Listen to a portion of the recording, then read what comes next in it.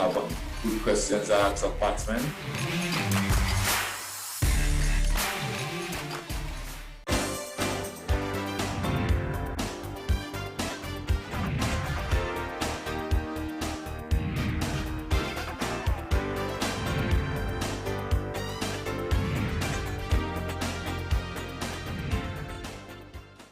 Hello and welcome to yet another episode of Virtual Encounters.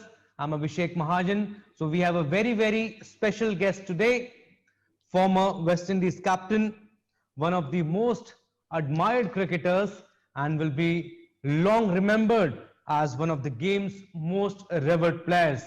He was the first bowler to take 500 wickets in Test cricket. ICC Hall of Famer Courtney Walsh, welcome sir, welcome to DD India.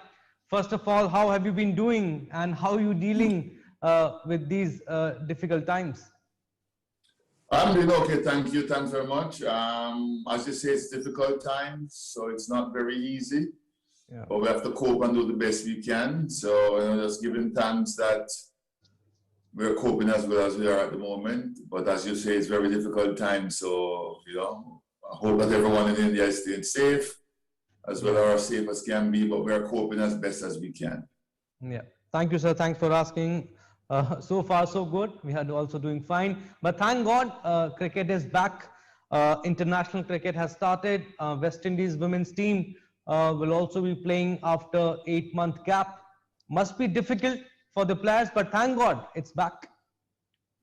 Yeah, it's very difficult for the players. They've been waiting for quite a long time. But as you say, give thanks, it's back.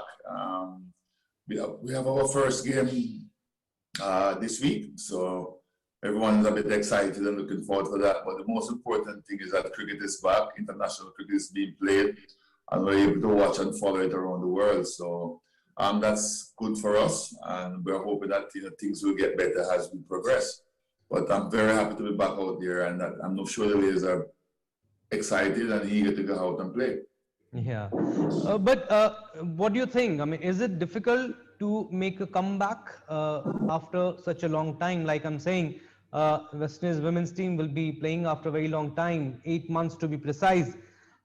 Some rustiness might be there, lack of form, exposure and fitness too?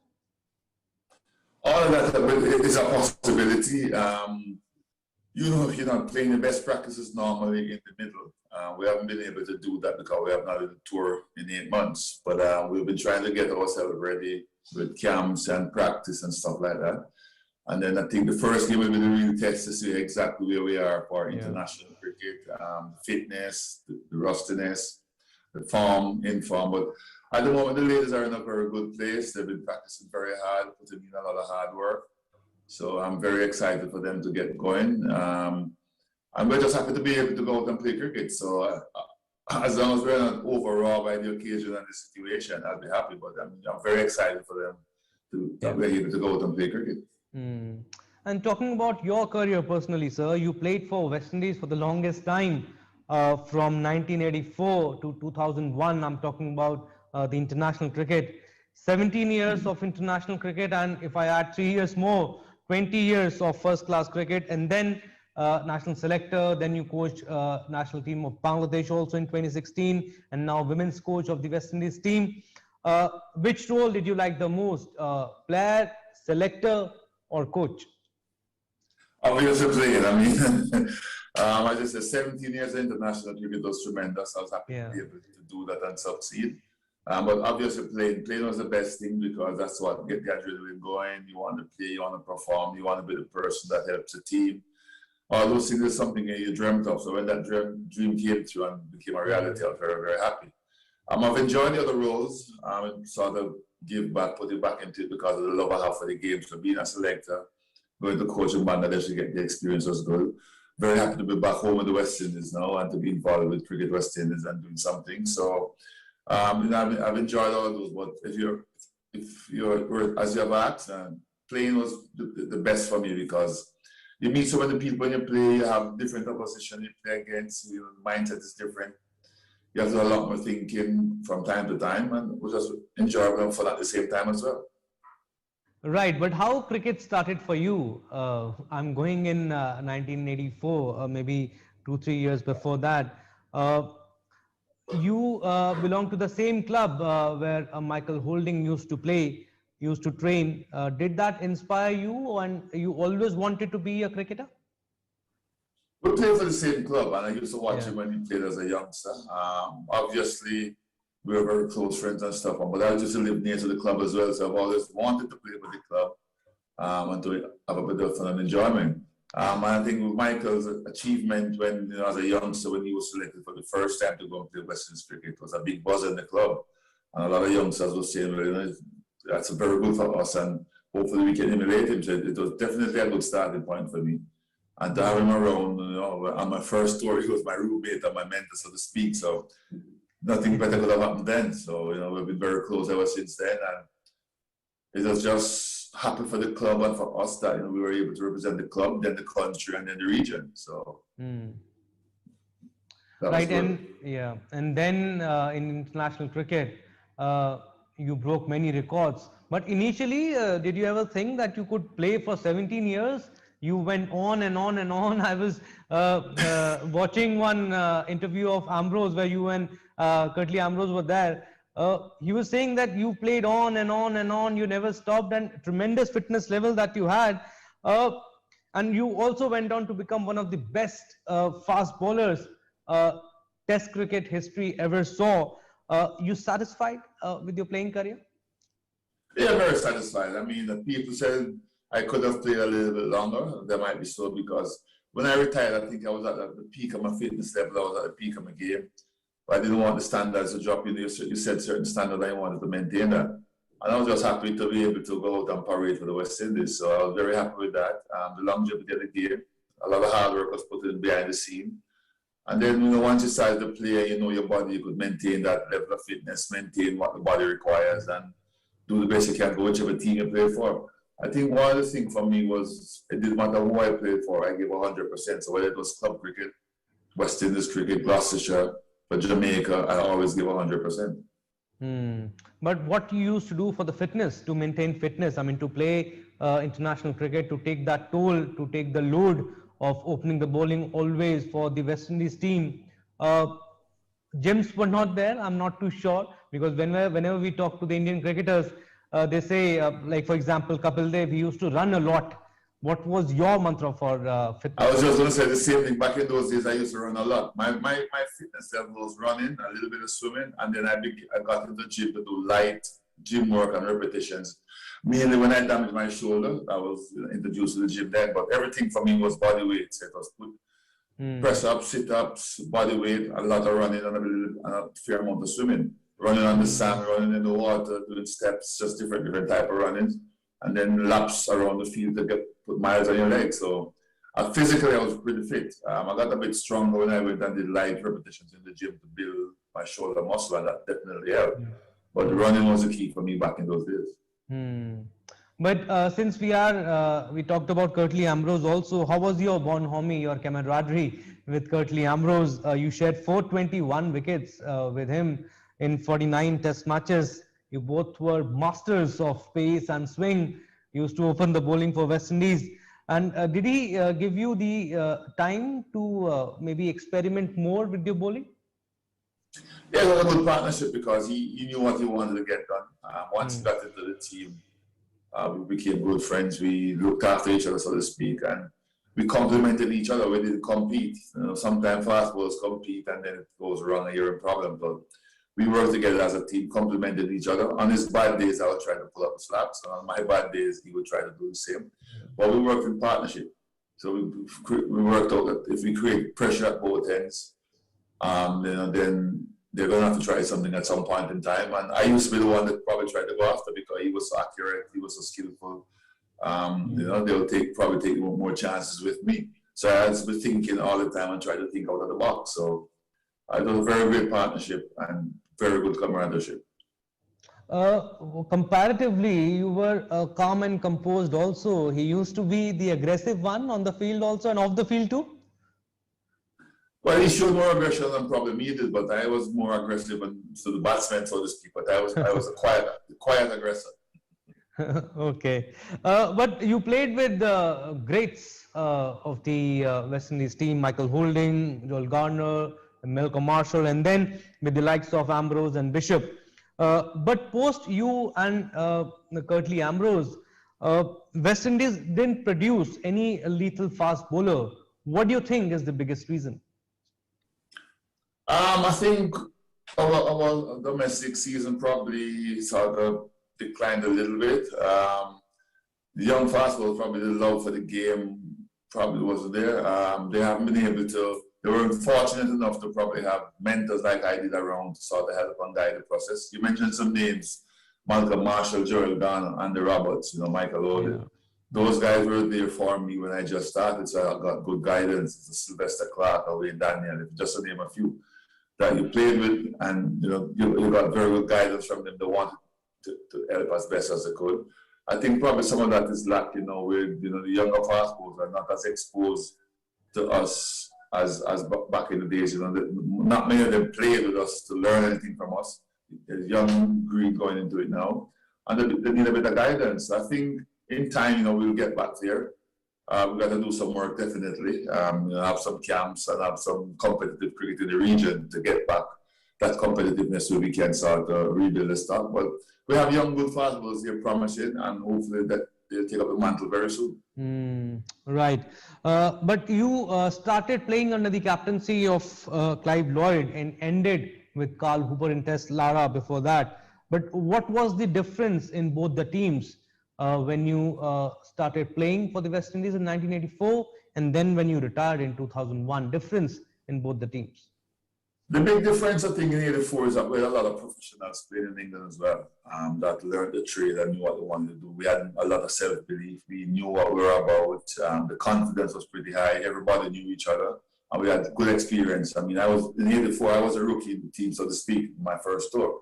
But then when you look at the likes of Gordon Greenidge, Desmond Haynes, Biff Richards, Clive Lloyd, as you mentioned, as captain, all those names I've called played county cricket, Andy Roberts, Michael Oden, just to name a few. So they had that experience behind them, and then we all played regional cricket as well. So it was very competitive when we played against each other in the regional tournament. I mean, just imagine Biff Richards, Richie Richardson, Sir Curtly Ambrose, the three sirs playing against Jamaica with Patrick Patterson, Courtney Walsh, Jeffrey Dozier, and Michael Oden. And when you go to Barbados, you have Malcolm Marshall, Gerald Garner, Gordon Greenidge, Desmond Haynes. That's just how it was, and it was very competitive. Carlisle Best was probably one of the better, most run getter high in the region consistently, and could get into the team consistently because of the quality of players I've called. So when you look back at those, you realize that the level of cricket was pretty high. It was very competitive, and the guys had experience of playing in England as well. But who was the best captain you played under? According to you, who was the best captain? Clive Lloyd, Viv Richards, Richie Richardson, you mentioned, Gardner, Hooper. Who was the best captain you played under? I'm asking this question because there are times when chips are down, when you're not doing well in your career, but then this captain who backs you then to give you best in the field. Who backed you the most?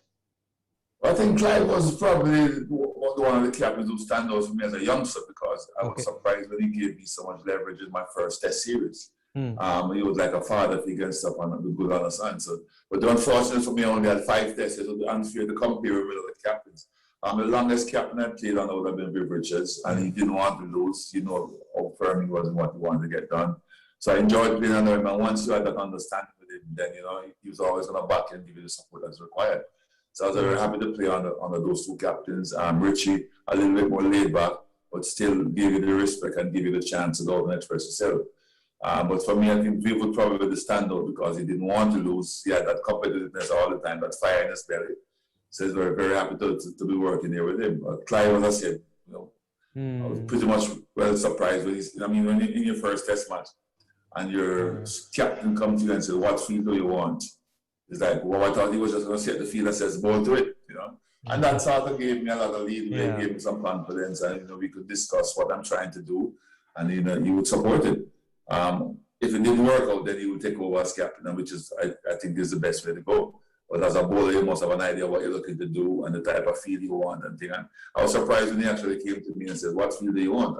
And said the same thing that those guys had, give me 3 steps on the gully, but bring a bat pad in for me. And he says, "You sure you want the bat pad?" Yeah, and he did. So that kind of things kind of give you encouragement and makes you want to do better as well. Absolutely. Greatest cricketers Test cricket ever saw. But talking about your records, you broke Kapil Dev's record in 2000 for the most wickets and held it for 4 years before Shane Warne went past you. You were the first bowler to take 500 wickets in Test matches and then 5 for 1 in ODI in 1986, 7 for 37 versus New Zealand in Test, which was your best bowling in an innings in Test cricket also. And no fast bowler in history has claimed as many away wickets as you. Which will be your best moment in international cricket? There's a few, but I think one that stands out was the New Zealand one you mentioned, because it was a pretty docile wicket, pretty flat, and got 13 wickets in that game. And when the Test match with time display was very pleasing because we didn't expect that. I mean, we had scored close to 600 runs, I think, and then to come back and win the game would have been a mammoth effort, on a pretty easy batting track, so to speak. So that one stands out. The one-run victory against Australia in Adelaide when we were dead and buried, so to speak, down in the series. And then we came back to win the series 2-1 when Curtly got his 7 for 1 in Perth. That series would have been a standout as well. So, those are, in terms of special moments of team and myself, those are the biggest standout. And you played a lot of cricket against India also. You want to refresh your memories playing against India, and maybe you played with Gavaskar, Vengsarkar, Kapil Dev, Madan Lal, and then Shastri, Sachin, Saurav, Azhar. Were you also friends with the Indian cricketers? I'm still friends with quite a number of Indian cricketers. Sachin is a little master, a very good friend of mine. We get on very well. We stay in touch from time to time. You talk to him regularly? Do you speak to Sachin Tendulkar regularly? Not regularly, but every now and then we get in touch and we send a message and stuff like that. He's a very genuine human being, someone I have the utmost respect for. And I can remember every time he sees me, we have a friendly banter, we get on very, very well. He's someone that I highly respected, and just to visit in touch, we stay in touch. Kapil Dev as well. Mohammed Azharuddin and I was pretty good friends when we were captain, so we still stay in touch as well. And Madan Lal.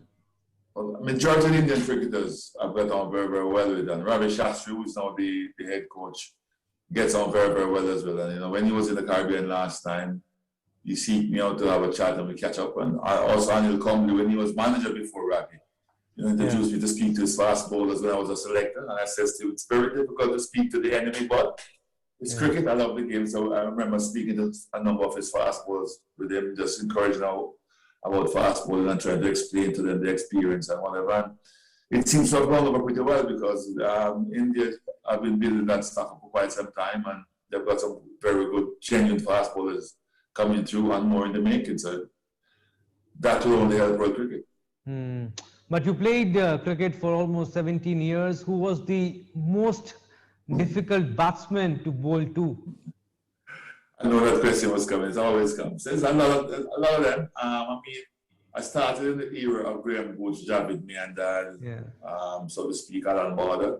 And those were prize wicket at the time. And then you come down to the Steve Waugh, Sachin Tendulkar, in Zamanola, those guys, Mike Atherton, were fighters that you had to prize out. I think Javid Meandad was pretty difficult in his time for me. And Sachin was always a prize wicket, but the fighter for me, Steve Waugh as well. He's one that didn't have the flair of a Sachin Tendulkar or Brian Lara, but he would fight it to the end. He put a high value on his wicket, and if he gets it, he doesn't give it away. So himself and Sachin probably have been the standout in the second generation, and probably Javid and Alan Border in the first one, along with Graham Gooch. Yeah, there were always comparisons between Sachin Tendulkar and Brian Lara, who is better batsman. According to you, you must have bowled to Brian Lara in nets, but again, you have played against Sachin Tendulkar, who according to you was a better batsman, or there is no comparison? Sachin was the best right-hander and Brian was the best left-hander. No, they're two great players, different players. It was a joy to watch them play. On the field of play, you want to get Sachin out. Whenever the Western team is batting, you want to watch Brian bat. So, Brian was one of the few guys who would have come off and used to do the same for Viv. talking about the current Indian crop, what do you want to say about the team? Although they lost a World Test Championship final against New Zealand, but the way they played in the last 2-3 years against recently against Australia at their own den, and then against England at home, and the contribution of the youngsters also in the team. You think Indian cricket team is in safe hands under the captaincy of Virat Kohli? I think so. Under the captaincy of Virat Kohli and the guidance of Ravi Shastri, I think they're in safe hands. Both work very well together. They've got a very good understanding. And I think, deservedly, they played very good cricket. Deservedly, they were in the finals of the World Test Championship. Unfortunately, only one team can win if there's no draw. So I think it was a very good exhibition of cricket. The one thing I would say and that's just from my point of view, is that I was hoping that when both teams went to play, they would have only had like warm-up games before the test match. So for me, New Zealand probably got a little bit of a head start in terms of having 2 test matches against England in the conditions. That's the only thing when I look back, I think, Now, Mr. Walsh, who is your favorite cricketer in the current generation? Bowler, if I may ask you. I like Mahajan from South Africa, the way he plays, the way he carries himself, the way he looks, the simple as a fast bowler and gets it done. I'm a fan of him. I like the way he carries himself. From an outside territorial person, I like him. 2 youngsters I've seen in the Caribbean that I really like. Well, they're 3 of them in total.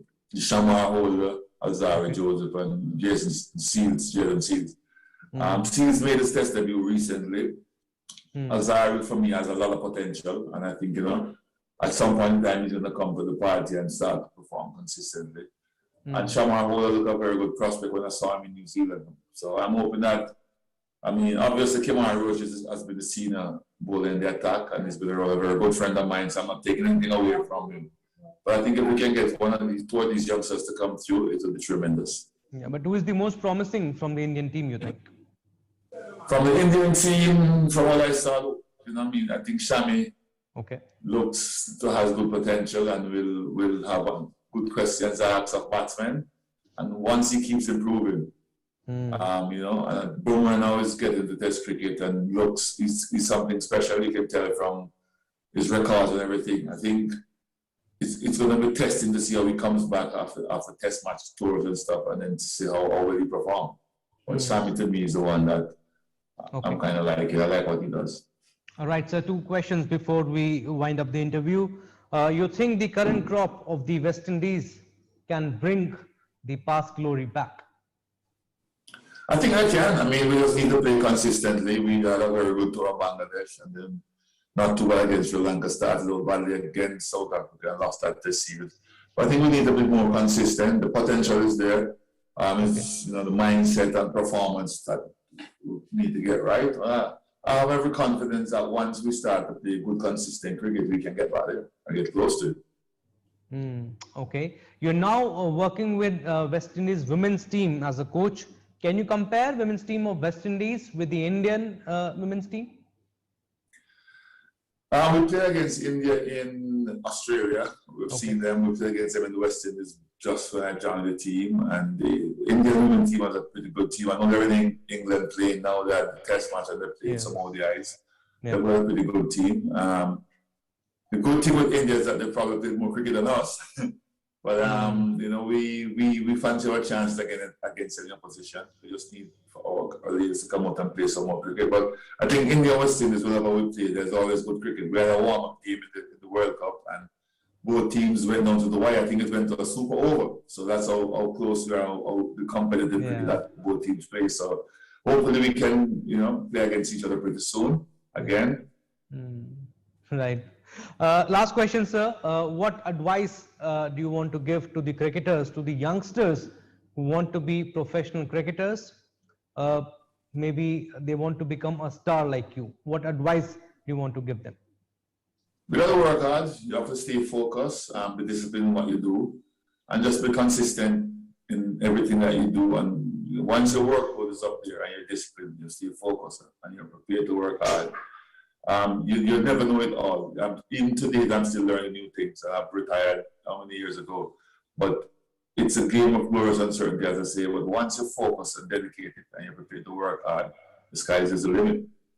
Working hard and staying focused is very, very important. That's a piece of advice coming from none other than Mr. Courtney Walsh. Thank you so much, sir. Thank you so much for giving us your precious time. Enjoyed talking to you. Thank you so much. No problem. Pleasure is mine, and have a good time. I look forward to catching up with you again soon.